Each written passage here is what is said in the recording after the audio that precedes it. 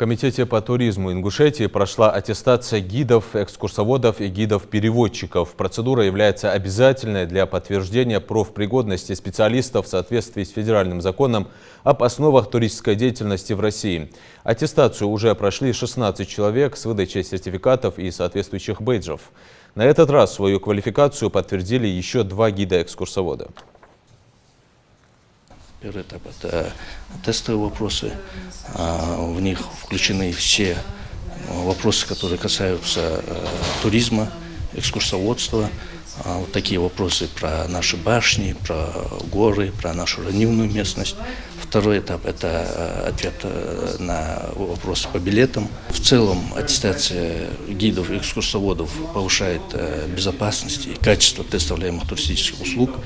Также аттестация подтверждает профессиональную компетенцию лиц, осуществляющих деятельность в сфере туризма.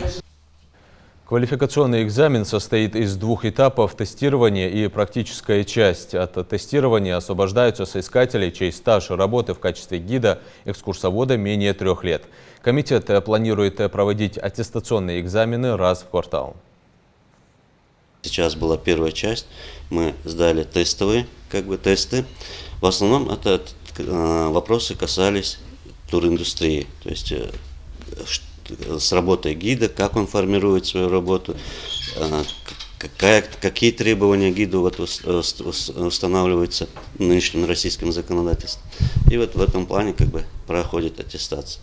Это очень важный момент, особенно для Республики Ингушетия, именно потому, чтобы те, кто позиционирует нашу республику, они должны хорошо знать историю, знать те объекты, которые сегодня есть уже в республике.